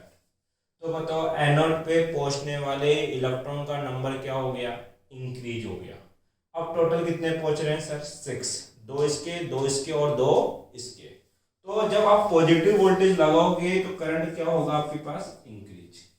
अब मैंने प्लस का कितना लगाया, 3 वोल्ट, और जैसे मैं 3 वोल्ट लगाता हूं तो 2 जूल वाले अट्रैक्ट होके यहाँ पहुंच जाते हैं।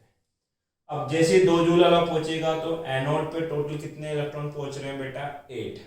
6 तो पहले ही पहुंच चुके हैं, 2 इसके और पहुंचेंगे।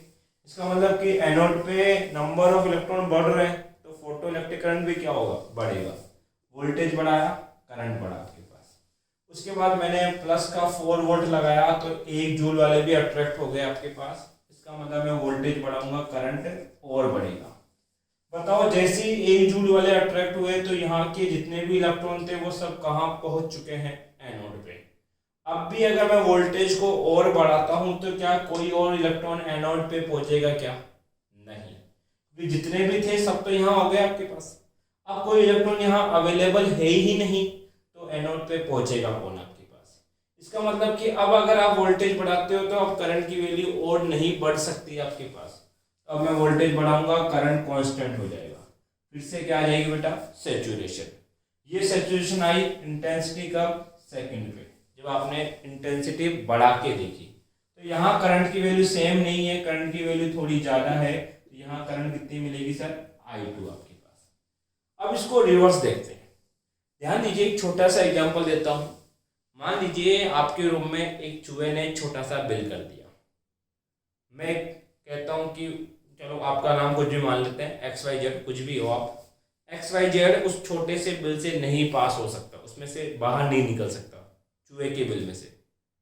तो अगर एक XYZ उसमें से पास नहीं हो सकता, तो अगर ऐसे 2 XYZ इकट्ठे हो जाए तब भी वो उसके अंदर से पास नहीं हो सकता। इसका मतलब वो जो चूहे का बिल है, अगर वो एक XYZ बंदे को रोकने के लिए सफिशिएंट है, तो वो वैसे 2 बंदों को भी रोक सकता है। अब ये बात सर यहाँ कहानी में कहाँ आएगी, उसको देखना।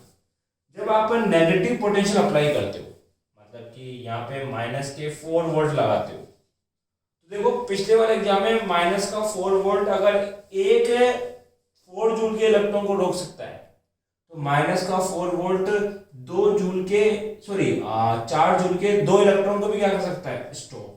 मतलब ये किसको स्टॉप कर देंगे सर, आपके पास माइनस का 4 वोल्ट लगाओगे तो 4 जूल के जो 2 इलेक्ट्रॉन है वो क्या हो जाएंगे, स्टॉप।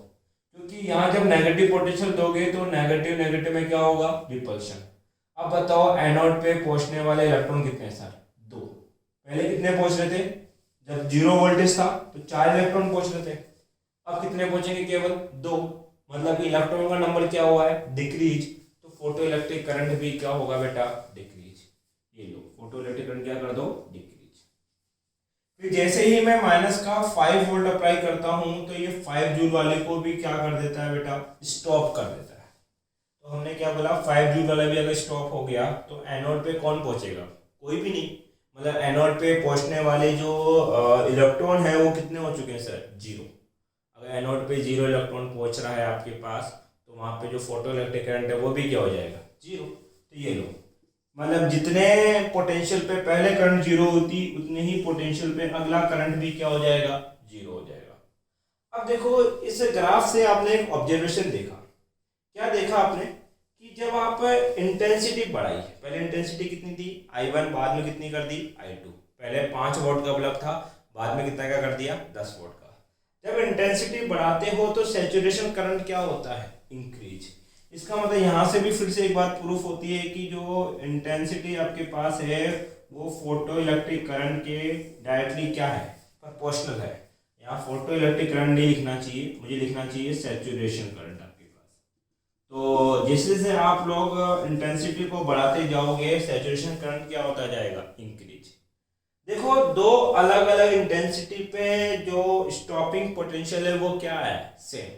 मतलब कि इंटेंसिटी कुछ भी दो, स्टॉपिंग पोटेंशियल उसके अकॉर्डिंग वेरी नहीं करता। तो क्या लिखोगे सर, जो स्टॉपिंग पोटेंशियल आपके पास है, कौन है, stopping potential does not depends on, आपके पास किस पे बेटा, स्टॉपिंग पोटेंशियल जो है किस पे डिपेंड नहीं करता, इंटेंसिटी पे डिपेंड नहीं करता। तो जो आपके पास ग्राफ नंबर 3 है उसके कितने टोटल रिजल्ट है बेटा, 2। पहला रिजल्ट क्या है कि इंटेंसिटी बढ़ाने पे क्या चीज बढ़ जाती है, saturation current, but stopping potential जो है वो इंटेंसिटी पे डिपेंड नहीं करता। इस ग्राफ को आप ऑब्जर्व करें, इसका स्क्रीनशॉट ले बेटा। देखो बेटा, जो ऑब्जर्वेशन नंबर 4 है वो क्या है, हम स्टडी कर रहे हैं effect of frequency of potential, कि अगर आप फ्रीक्वेंसी को चेंज करोगे तो पोटेंशियल किस तरीके से वेरी करेगा। जो लास्ट ग्राफ था उसका हमने रेसिप्रोकल करके देखा। लास्ट ग्राफ में हम क्या कर रहे थे, इंटेंसिटी क्या थी, चेंजेबल, और फ्रीक्वेंसी क्या थी, कांस्टेंट। यहाँ पे क्या है, इंटेंसिटी कांस्टेंट है और फ्रीक्वेंसी को आप क्या कर सकते हो, चेंज कर सकते हो। एक चीज बताओ मुझे, इंटेंसिटी कांस्टेंट है, इसका मतलब मुझे किस चीज को चेंज करने की परमिशन नहीं है। सर आप जो लाइट डाल रहे हो उसके अंदर जो वोट आप यूज कर रहे हो उसको आप बढ़ा नहीं सकते, वो फिक्स रहेगा। बट अगर आप फ्रीक्वेंसी चेंज करते हो तो आप क्या चेंज कर सकते हो, कि जो सर आप लाइट इंसिडेंट कर रहे हो उसका कलर चेंज किया जा सकता है। अब ध्यान दीजिए, मान लीजिए मेरे पास 5 वोल्ट का बल्ब है, तो उससे कितने इलेक्ट्रॉन बाहर निकलेंगे, 5 इलेक्ट्रॉन आपके पास बाहर निकलने वाले हैं। 5 वोल्ट का रेड कलर का बल्ब है, तो जब 5 वोल्ट का रेड कलर का बल्ब होता है तो उसका ग्राफ कुछ इस तरीके से आता है। ये हम लोग पढ़ चुके हैं पहले, ठीक है। ये इसका स्टॉपिंग पोटेंशियल है जब आप रेड कलर की फ्रीक्वेंसी इंसिडेंट कर रहे हो आपके पास। अगला देखो, दूसरा ऑब्जर्वेशन क्या है, जब मैं 5 वोल्ट का बट ग्रीन कलर का बल्ब यूज में लूंगा। देखो जब मैं फ्रीक्वेंसी इंटेंसिटी को कांस्टेंट रख रहा हूं तो जो नंबर ऑफ इमिटेड इलेक्ट्रॉन है वो भी फिक्स रहेंगे। अगर 5 वोल्ट का रेड कलर का बल्ब है तब भी 5 इलेक्ट्रॉन बाहर आएंगे, और अगर 5 वोल्ट का ग्रीन कलर का बल्ब है तब भी 5 ही इलेक्ट्रॉन बाहर आएंगे, क्योंकि मैंने इंटेंसिटी फिक्स रखी है। तो बाहर निकलने वाले इलेक्ट्रॉन का नंबर मैं चेंज नहीं कर सकता, बट मैं फ्रीक्वेंसी बढ़ा देता हूँ, क्योंकि रेड की फ्रीक्वेंसी कम है, ग्रीन की फ्रीक्वेंसी उससे क्या है, ज़्यादा। जब मैं फ्रीक्वेंसी बढ़ाऊंगा तो जो इमिटेड इलेक्ट्रॉन है, बाहर आने वाले इलेक्ट्रॉन है, उनकी काइनेटिक एनर्जी बढ़ जाएगी। सर इसका मतलब क्या है, इसका मतलब ये है कि अभी भी 5 इलेक्ट्रॉन ही बाहर आएंगे, बट इस बार इलेक्ट्रॉन की एनर्जी कुछ इस तरीके से होगी। 2 जूल का एक आएगा, 3 जूल का एक आएगा, 4 जूल का एक आएगा, 5 जूल का एक आएगा, और 6 जूल का एक इलेक्ट्रॉन आएगा। देखो इलेक्ट्रॉन तो अभी भी कितने हैं, 5, बट इनकी एनर्जी बढ़ के बाहर निकलेगी, क्योंकि आपने उनकी फ्रीक्वेंसी को क्या कर दिया, इंक्रीज। अब बताओ कितने इलेक्ट्रॉन ऐसे हैं जो 0 वोल्टेज पे एनोड पे पहुंच जाते हैं। तो हमने कहा कि हमने क्राइटेरिया सेट कर रखा था कि जिसकी एनर्जी जो है 4 जूल या 4 जूल से ज्यादा है वो ही कहाँ पहुंच सकते हैं बेटा, आपके पास एनोड के ऊपर। तो आपके पास कौन है सर, 3 इलेक्ट्रॉन ऐसे हैं जो कहाँ पहुंचेंगे, एनोड पे। देखो जब 5 वोल्ट का रेड कलर का बल्ब था तो 0 वोल्टेज पे केवल 2 इलेक्ट्रॉन पहुंचते थे। अब जब ग्रीन कलर का बल्ब आप लगा रखे हो तब आपके पास 0 वोल्टेज के ऊपर 3 इलेक्ट्रॉन पहुंचेंगे। इसका मतलब जो आपके पास फोटो इलेक्ट्रिक करंट है 0 वोल्टेज पे, वो थोड़ा क्या हो जाएगा, इंक्रीज। उसके बाद में रोटेटरी स्विच को ऐसे घुमाया कि इस एनोड के ऊपर कैसा चार्ज आ जाए बेटा, पॉजिटिव चार्ज। अब इस पे जब पॉजिटिव चार्ज आपके पास आएगा तो हमने क्या बोला कि ये तो पॉजिटिव चार्ज है। यहाँ पे जैसे हम लोग पॉजिटिव चार्ज कंसिडर करेंगे तो मान लीजिए मैंने प्लस का 2 वोल्ट अप्लाई किया। जैसे मैं प्लस का 2 वोल्ट अप्लाई करता हूँ तो ये 3 जूल वाले को क्या कर लेता है, अट्रैक्ट। तो बताओ एनोड पे पहुंचने वाले कितने इलेक्ट्रॉन हो गए, सर 4। 3 तो पहले ही पहुंच रहे थे, एक और पहुंचेगा, तो एनोड पे पहुंचने वाले इलेक्ट्रॉन का नंबर क्या हुआ, इंक्रीज। इसका मतलब फोटो इलेक्ट्रिक करंट भी क्या हो जाएगा बेटा, इंक्रीज। तो ये लीजिए 2 वोल्ट लगाया और करंट की वैल्यू क्या हो गई, इंक्रीज। उसके बाद में जैसे ही आप क्या करते हो सर, 3 वोल्ट अप्लाई करते हो तो 2 जूल वाला भी अट्रैक्ट होके कहाँ पहुंच जाएगा, एनोड के ऊपर। इसका मतलब फिर से नंबर ऑफ इलेक्ट्रॉन इंक्रीज हो गए, तो फोटो इलेक्ट्रिक करंट भी इंक्रीज। ये लो इंक्रीज। अब मुझे एक चीज बताओ, अगर मैं अब और वोल्टेज बढ़ाऊं तो क्या करंट बढ़ सकता है क्या, नहीं, क्योंकि यहाँ पे केवल 5 इलेक्ट्रॉन थे, वो 5 इलेक्ट्रॉन एनोड पे पहुंच चुके हैं। अब कोई इलेक्ट्रॉन इस ट्यूब के अंदर अवेलेबल नहीं है अट्रैक्ट होने के लिए, तो अब करंट की वैल्यू एक्सेप्ट नहीं कर सकती, इंक्रीज नहीं हो सकती। मतलब अब करंट क्या हो जाएगा सर, सैचुरेशन। तो उसी लेवल पे करंट फिर से क्या हो गया, सैचुरेटेड। अब ध्यान दीजिए, अब हम क्या करते हैं, ये तो पॉजिटिव में ग्राफ गया आपके पास, ग्राफ को नेगेटिव में ऑब्जर्व करते हैं। तो हमने क्या किया, रोटेटरी स्विच को रोटेट किया और एनोड पे कैसा पोटेंशियल लेके आ गए सर, माइनस। मैंने माइनस का 4 वोल्ट लगाया, तो माइनस का 4 वोल्ट केवल किसको रोक सकता है सर? 4 जूल वाले को क्या कर देगा? स्टॉप। तो बताओ एनोड पे पहुंचने वाले कितने इलेक्ट्रॉन आपके पास हैं सर? 2 तो भी बच रहे हैं, 5 जूल और 6 जूल। इसका मतलब कि एनोड पे पहले 3 पहुंच रहे थे, अब कितने पहुंच रहे हैं? 2। इसका मतलब कि नंबर ऑफ इलेक्ट्रॉन क्या हुआ है? डिक्रीज। तो फोटो इलेक्ट्रिक करंट भी क्या होगा? डिक्रीज। ये माइनस का 4 वोल्ट लगाया, करंट की वैल्यू क्या हो गई? डिक्रीज।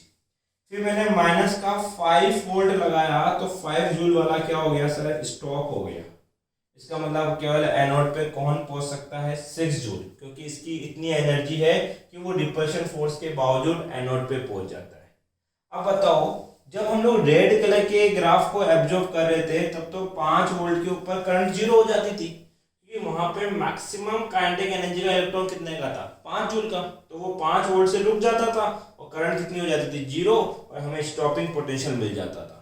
लेकिन अब क्या, जैसे मैं माइनस का 5 वोल्ट लगाऊंगा तो करंट जीरो होगी क्या? नहीं, क्योंकि अभी भी एक इलेक्ट्रॉन कहाँ पहुंच रहा है? एनोड पे। इस एक इलेक्ट्रॉन को रोकने के लिए इस बार जो एनर्जी या जो नेगेटिव पोटेंशियल आपको लगाना पड़ेगा वो थोड़ा ज्यादा होगा। जैसे माइनस का 6 वोल्ट लगाते हो, 6 जूल वाला भी क्या हो जाता है? स्टॉप हो जाता है। तो हमने बोला ये लो, आपके पास एक नेगेटिव पोटेंशियल मिलेगा नया। ये V01 था, ये V02 हो गया आपके पास। इसका मतलब कि यहाँ पे जो स्टॉपिंग पोटेंशियल है वो चेंज हो गया। ये रेड कलर की फ्रीक्वेंसी, ये ग्रीन कलर की फ्रीक्वेंसी। ध्यान दीजिए, आपके पास स्टॉपिंग पोटेंशियल की वैल्यू बढ़ जाती है अगर आप फ्रीक्वेंसी बढ़ा देते हो। तो फ्रीक्वेंसी बढ़ाने पे स्टॉपिंग पोटेंशियल्स क्या हो रहे हैं? इंक्रीज हो रहे हैं आपके पास। तो हम बोल सकते हैं कि जो स्टॉपिंग पोटेंशियल आपके पास है वो डायरेक्टली प्रोपोर्शनल है किसके? फ्रीक्वेंसी के। और ऊपर पहले मैंने एक फॉर्मूला लिखा था कि half m v square max जो है वो स्टॉपिंग पोटेंशियल की एनर्जी के क्या होगा? इक्वल। तो यहाँ पे पता क्या लग रहा है कि जो काइनेटिक एनर्जी है वो स्टॉपिंग पोटेंशियल के क्या है? प्रोपोर्शनल। तो हमने बोला कि जो काइनेटिक एनर्जी है वो स्टॉपिंग पोटेंशियल के क्या है? प्रोपोर्शनल। और स्टॉपिंग पोटेंशियल किसके प्रोपोर्शनल आ रहा है? फ्रीक्वेंसी के। इस ग्राफ के अकॉर्डिंग आपके पास कि जितनी ज्यादा फ्रीक्वेंसी उतना ज्यादा क्या मिलेगा आपको? Stopping potential. तो रिजल्ट क्या आया? काइनेटिक एनर्जी जो होती है वो फ्रीक्वेंसी की क्या होती है? प्रोपोर्शनल। और ये रिजल्ट तो मैं आपको पहले ही बता चुका हूँ आपके पास। देखो, फ्रीक्वेंसी बढ़ाओगे तो क्या बढ़ता है? Kinetic energy.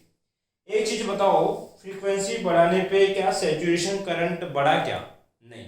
इसका मतलब जो सैचुरेशन करंट है वो काइनेटिक एनर्जी पे डिपेंड है नहीं करता। रिजल्ट क्या है? सेकंड रिजल्ट क्या है यहाँ पे कि जो सैचुरेशन करंट है, does not depends on kinetic energy of electron आपके पास या फ्रीक्वेंसी ऑफ द इलेक्ट्रॉन आपके पास। तो ये हमारा था ग्राफ नंबर 4। इसका स्क्रीनशॉट लो बेटा। ध्यान दीजिए, ग्राफ नंबर 5 है आपके पास। The graph between stopping potential and frequency of two metals. ये लास्ट ग्राफ है, थोड़ा लेक्चर लंबा हो गया मुझे पता है, लेकिन इस टॉपिक को एक ही वीडियो में कवर करना जरूरी था, इसलिए थोड़ा लंबा जा रहा है आपके पास। हमें क्या करना बेटा, आपके पास ग्राफ बताना है स्टॉपिंग पोटेंशियल और फ्रीक्वेंसी के बीच में। तो आप कहोगे सर स्टॉपिंग पोटेंशियल और फ्रीक्वेंसी डायरेक्टली क्या है? प्रोपोर्शनल। प्रोपोर्शनल ग्राफ कैसा होता है? Straight line. लेकिन यहाँ कंडीशन है कि ग्राफ प्लॉट होगा कितने मेटल्स के लिए? 2 मेटल के लिए। ध्यान देना इस बात पे कि ये जो रिजल्ट है ना, ये रिजल्ट तब वैलिड है जब इलेक्ट्रॉन मेटल से कहाँ निकल चुका हो? बाहर। मेटल से अंदर के इलेक्ट्रॉन के लिए ये रिजल्ट वैलिड नहीं है। सबसे पहले आपको उस मेटल से इलेक्ट्रॉन को कहाँ निकालना पड़ेगा? बाहर। और इलेक्ट्रॉन को बाहर निकालने के लिए आपको एक मिनिमम फ्रीक्वेंसी की रिक्वायरमेंट होती है, उसको क्या बोलते हैं बेटा? Threshold frequency. मान लेते हैं ये मेटल ए है और इस मेटल की थ्रेशोल्ड फ्रीक्वेंसी कितनी है सर? New not a. तो आपने बोल दिया कि ये मेटल ए है और ये मेटल ए की थ्रेशोल्ड फ्रीक्वेंसी इतनी फ्रीक्वेंसी उसको लगती है, न्यू नॉट ए आपके पास। एक दूसरी मेटल और है जिसको कंसिडर कर लो कितनी? बी। और इस मेटल की थ्रेशोल्ड फ्रीक्वेंसी ए से क्या है? थोड़ी ज्यादा है, तो इसको ज्यादा एनर्जी लगेगी और ज्यादा इसको थ्रेशोल्ड फ्रीक्वेंसी की रिक्वायरमेंट पड़ेगी। और इसके लिए जो थ्रेशोल्ड फ्रीक्वेंसी है वो है न्यू नॉट बी। ये मान लीजिए मेटल बी और इसकी थ्रेशोल्ड फ्रीक्वेंसी है न्यू नॉट बी। क्योंकि आपको पता है कि अलग अलग मेटल का वर्क फंक्शन क्या होता है, अलग अलग, इसलिए इनकी थ्रेशोल्ड फ्रीक्वेंसी भी क्या होगी आपके पास, अलग अलग होगी आपके पास। अब इतनी फ्रीक्वेंसी देने के बाद ए का इलेक्ट्रॉन कहाँ निकल जाता है, बाहर। जैसे ही ए का इलेक्ट्रॉन बाहर आता है तो अब अगर आप फ्रीक्वेंसी बढ़ाओगे तो स्टॉपिंग पोटेंशियल भी बढ़ेगा। मतलब कि इस फ्रीक्वेंसी के बाद इनमें कैसा रिलेशनशिप आएगा बेटा, डायरेक्टली प्रोपोर्शनल। ये मेटल ए का ग्राफ हो गया। मेटल बी का ग्राफ कैसे होगा, इतनी फ्रीक्वेंसी देने के बाद इलेक्ट्रॉन कहाँ निकल जाएगा, बाहर निकल जाएगा आपके पास। और जैसे ही इलेक्ट्रॉन बाहर आएगा तो अब फ्रीक्वेंसी बढ़ाओगे तो आपके पास स्टॉपिंग पोटेंशियल भी बढ़ेगा। मतलब ये मेटल बी का क्या होगा, ग्राफ। अगर आप दो मेटल की फ्रीक्वेंसी और स्टॉपिंग पोटेंशियल के बीच में क्या बनाते हो, ग्राफ बनाते हो, तो वो ग्राफ की जो लाइंस है वो एक दूसरे के क्या आती है बेटा, पैरेलल आती है। ये ग्राफ नंबर क्या था, 5। एक लास्ट पॉइंट है जो आपको याद रखना है कि इस मेटल से जो इलेक्ट्रॉन बाहर आते हैं वो इंस्टेनियसली बाहर आते हैं। मतलब जैसे ही एनर्जी मिलती है इलेक्ट्रॉन कहाँ निकल जाता है, बाहर निकल जाता है। उसको बाहर निकलने में कोई टाइम लेग नहीं होता। ये 6th पॉइंट है आपके पास। तो ये लेक्चर और ये टॉपिक यहीं हमारा क्लोज होता है। अगर आपको वीडियो पसंद आता है तो वीडियो को लाइक करें, कमेंट करें और फ्रेंड सर्कल में बेटा शेयर आउट करें। Thank you.